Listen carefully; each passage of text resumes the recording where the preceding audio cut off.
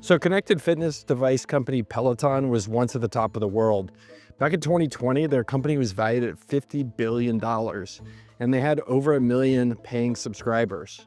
Just a few years later, they've got a new CEO who's worried if the business is even long-term viable, and the stock market agrees with them. Their stock is down 97% from its peak.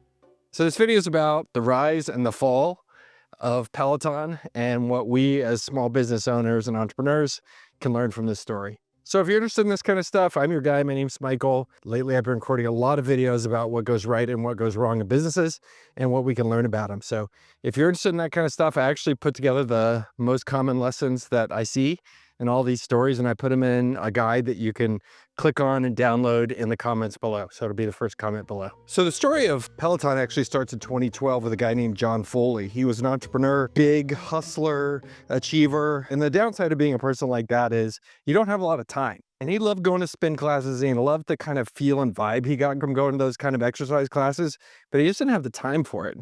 So he said to himself, how can I basically bring that kind of experience to my home? And he went and spent the next couple of years with himself and other folks to try to build kind of the perfect replica of your high intensity, super fun, engaging spin class, but in the comfort of his own home. And what he ended up building was basically a $2,000 bicycle that was connected to an iPad. And kind of the idea was to be the Netflix for spin class, right? You could bring the exercise class back to your home. And it was an instant hit, right? People liked John, who wanted to have that kind of high intensity, get it done, but have time for everything else, and look for a status symbol of having a connected bike like that costs $2,000 in your house. Like, it was perfect. And his people, like, they loved it. They started to buy these bikes a lot. So much so that the community named themselves Pelo people, like a Peloton person. I don't understand these people, but they did it. And VCs loved it as well. Subscribers by 2017 grew to 100,000 people, and the VCs invested in it and valued the business at over $4 billion. Pretty crazy. And other investors loved it as well. By 2019, the company went public. It raised $1.1 billion in the IPO, and that was built off the back of some incredible growth. The difference between 2018 and 2019 is the subscriber and revenue count basically doubled year over year. Just incredible levels of growth. And by 2020, it seemed like everything was going great. And then something came along that was a huge shift, a huge change in the world. And at first glance, it seemed like something that was going to be an amazing benefit for Peloton. But in retrospect, it was actually one of the things that led to the demise of the company. And that thing, of course, was the COVID pandemic. And if you remember COVID, we were all generally trapped in our house. Well, the people who were typical and potential Peloton customers, they were stuck in their house. They were the type of people who couldn't get out, couldn't go to their gyms, couldn't do anything, and they wanted a place to exercise and feel connected.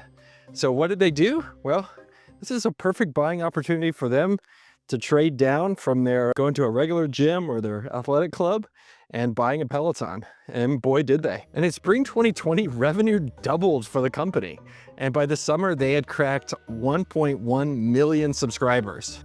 Just an incredible boon for the business. These people were trapped at home, so they were gladly willing to drop $2,000 for a Peloton cycle or $4,000 for a Peloton treadmill. I don't understand that.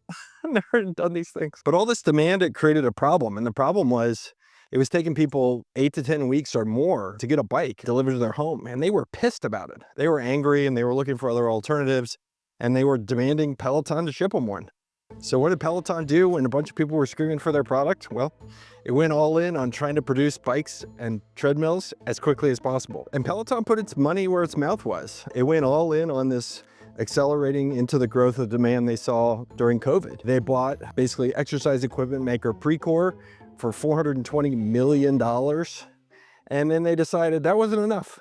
We need to build a factory to build bikes as quickly as possible. So they dumped $400 million into an Ohio factory that was going to build bikes and treadmills for the company. And I can't necessarily blame Peloton and its leadership for going in all in on building these bikes and wanting to invest in it. I mean, being around during those times during COVID, it kind of did seem like you didn't know when it was all going to end. And even if COVID was going to end, would the world go back to kind of normal, which it has? It was easy to think that the good times would keep going on forever. And in 2020, Foley and his leadership team really adopted this idea that the good times would keep going and never stop. And Foley famously predicted that Peloton could eventually have a couple 100 million households with Peloton bikes in them and devices. But at the time, the stock market in 2020, when the government was pumping money into the system, was hungry for good stories. And Peloton had a great story. And so the stock market bid up its price to a point where it had a crazy valuation, $50 billion. And to put that in perspective, that puts the valuation higher than stalwarts like Ford, who makes millions of cars and trucks a year, and Kraft Heinz, who, well, makes your ketchup and mayonnaise. Like, these are legit big businesses. And guess what? Peloton was valued at a higher value than all of them. One of the things that had made Peloton so successful is it had basically become a status item, a status symbol. And if you were a hard-charging, dedicated person who was making money, like if you didn't have a Peloton in your house and you weren't on the leaderboard and talking to your friends about it at the country club, you were missing out. And this is where the first kind of body blow to the Peloton business started to happen around 2021, which was they had a massive recall. A young kid got killed using one of the Peloton treadmills. And in an embarrassing fashion, Peloton had to recall 125,000 of these treadmills.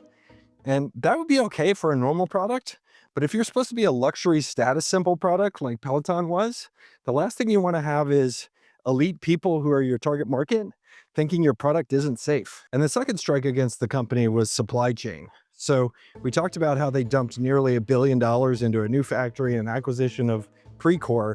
Well, they also bought a shit ton of inventory. And suddenly their warehouses were overflowing as demand started to slow. Once people got their bikes and got their treadmills during COVID, well, they didn't need a second one. And they didn't have this growth that more people were adopting them over time as things went back to normal. And so suddenly you have a situation where basically Peloton is just drowning in supply and in inventory in their warehouses. And something that's a bad thing for luxury brands and especially status brands like Peloton is they really stumbled with marketing. They just weren't doing a very good job of it. In 2019, you may recall the famous kind of Peloton wife ad where the lady had this kind of look on her face when her husband said, hey, here's a workout thing for Christmas, which, by the way, unless your wife asked for it, never, ever, ever give your wife a weight loss tool for Christmas so she can get fitter. Like, just don't do it. But then secondarily, like part of marketing is the PR machine. And a horrible thing happened, which was in the 2021 episode of Sex and the City, one of the most central characters of the whole thing, this character named Big, well, he went on a Peloton bike in an episode and then he died in the episode after being on a Peloton bike. That's not good. And these missteps in the world of marketing and PR suddenly made Peloton the opposite of what had made it successful, which was it's no longer safe and it's no longer cool. Like, why do I want a healthy, like, exercise bike if it's not going to make me healthier? Not good. And competitors for Peloton, they were not like sitting on the sideline.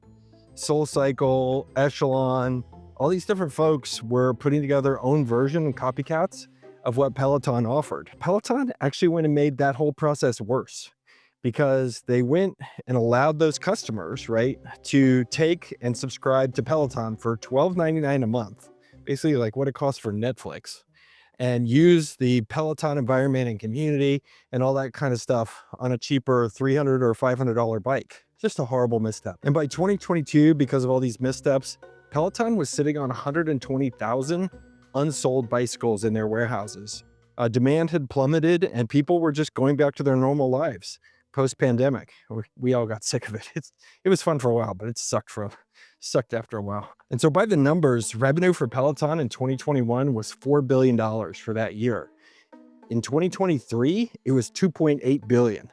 It had shrunk significantly. And that Ohio factory we talked about, where they put in $400 million to build Peloton bikes and devices in the US, they shuttered it without ever making a single piece of equipment for Peloton. And so the hype was over. These missteps and bad luck to some extent had caused all of this, and the stock went down nearly 98% from 50 billion to 3 billion. So I do have to say, 3 billion is still a lot of money. We should be real. This is some like bike with an iPad on it that some guy invented in his garage. So I'm gonna give him a little bit of credit, but still it's a far cry from the heights that the company had reached and a real galaxy away from the vision that Foley had for the business in the long term. So seeing all this, the board worked with John Foley, the original founder and inventor of the product, to step down in 2022. And they brought in a new guy, Barry McCarthy, who is a former Netflix and Spotify executive with the hopes of turning the business around in a post-pandemic world. So far, Barry, I got to give him credit, has been off to a pretty good start. He's come in and started to cut costs. He has really reduced the size and scale of the business. He started to focus more on what makes them truly unique, which frankly is not hardware, it's the software. Those kind of activities have helped. As of recently this year, they had their first cash flow positive quarter in a while. And that's pretty good considering the state of the business and how it was when he came in a couple of years ago. The good news is he'll keep working on it. As far as I can tell, he has a dedicated, loyal fan base, and that's the biggest asset for this business. The people that I know that use the Peloton a lot, they love it. They absolutely love it.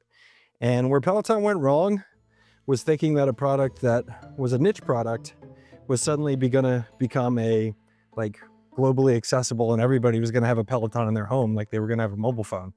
And the reality was that was just a bad belief. I think there's a lot of lessons from the story of Peloton, but to me, the biggest one was that one, which is, when you have kind of a niche product like they did and something that appeals really well to a small group of people, you can't let an external event or a one-time thing suddenly make you believe that this is suddenly a mass market product that everybody in the world is going to have. I think that was, as I look back on the story, kind of the fundamental mistake of where things went wrong. So that's the story of Peloton. Let me know what you think. What did you learn from this? And where do you think they go from here? Curious your thoughts. I do tend to read almost every single comment, except when a video goes viral. So let me know your thoughts below. Let me know what you think and where it's going from here. See ya. Bye.